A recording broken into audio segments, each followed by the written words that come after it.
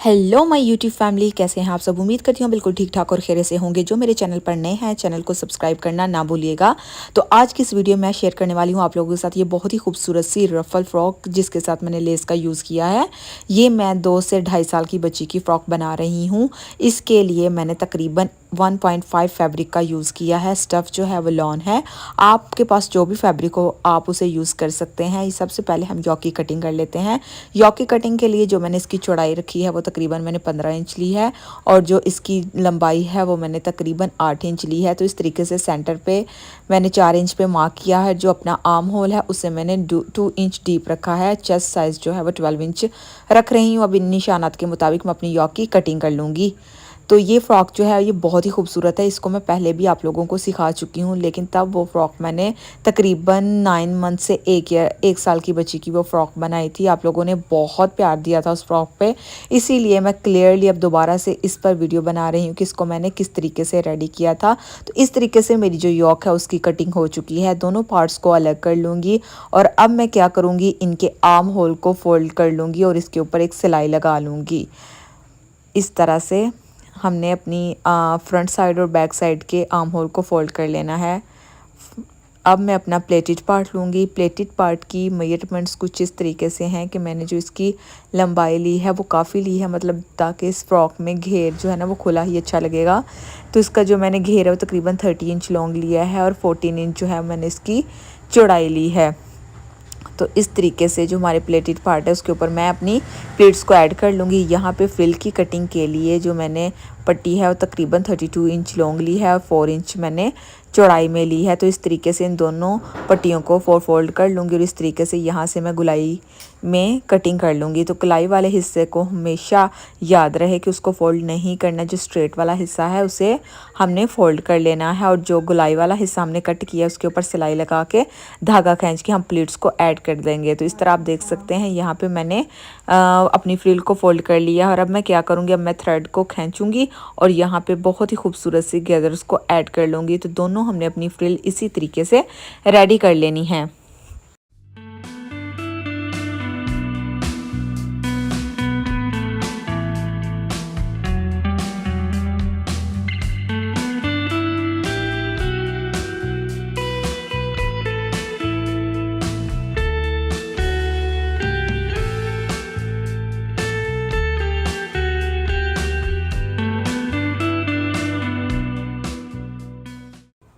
तो जी हमारी यहाँ पे दोनों फ्रिल्स जो हैं रेडी हो चुकी हैं। अब मैंने जो ये स्ट्रिप्स रेडी की थी इनको मैंने किस तरह से रेडी किया है कि मैंने एक स्ट्रेट कपड़ा लिया, ठीक है, एक पट्टी जितना मैंने उसको कपड़े को लिया। उसके बाद मैंने दोनों जानिब से उसे फोल्ड किया। ये जो स्ट्रिप्स है तकरीबन 2 इंच चौड़ाई में मैंने ली है। उसके बाद जब मैंने इसको फोल्ड किया तो ये मेरे पास 1 इंच रह गई है। प्रेस की मदद से आपने इस तरीके से अपनी स्ट्रिप्स को रेडी कर लेना है। रेडी करने के बाद मैं अपनी योक को इस तरीके से फ्रंट वाले पार्ट को और बैक वाले पार्ट को इस तरीके से रख लूँगी और मैं सेंटर से मार्क करके देखूँगी मुझे कितना शोल्डर स्ट्रैप्स छोड़ना है।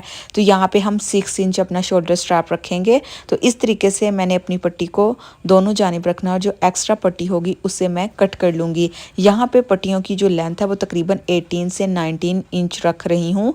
आप अपनी बच्ची के साइज़ के अकॉर्डिंग इसको कम या ज़्यादा कर सकते हैं, क्योंकि जो बच्ची बड़ी होगी तकरीबन 4 से 8 साल की, उसकी जो शोल्डर स्ट्रैप्स है वो तकरीबन 7 to 8 होगी। तो ये तकरीबन 2 से ढाई साल या 3 साल की बच्ची की फ़्रॉक है। तो इसकी जो शोल्डर स्ट्रैप है वो मैं 6 इंच रख रही हूँ सिंगल, और डबल करने के बाद ये मेरे पास रह जाएगी 3 इंच। तो इस तरीके से मैं अपनी योक को हटा लूँगी। हटाने के बाद जो मैंने फ्रिल्स रेडी की थी उनको इन स्ट्रिप्स के अंदर फिक्स करूँगी। इस तरह से अच्छी तरह से इसको फिक्स कर लूँगी। आप चाहें तो यहाँ पे पिन की मदद से भी इसको अच्छे से फिक्स कर सकते हैं, बट यहाँ पे मैं बहुत अच्छे से मशीन की मदद से ही इसको साथ साथ फिल कर लूँगी। इस तरह से अगर जो बिगनर्स हैं वो इसको यहाँ पे अंदर रखने के बाद इसके ऊपर पिन से अटैच भी कर सकते हैं या फिर सुई की मदद से इसको बड़े बड़े टांकों के साथ कच्चा भी कर सकते हैं। तो यहाँ पे मैं अब सिलाई की मदद से इनको रेडी कर लूँगी। तो यहाँ पे जो मेरी फ्रिल स्ट्रैप्स हैं वो रेडी हो चुकी हैं। अब मैं इनको अपनी योक के ऊपर अटैच कर लूँगी। इस तरह से आप देख सकते हैं दोनों जानिब जो है बहुत नफासत के साथ ये रेडी हो चुकी हैं।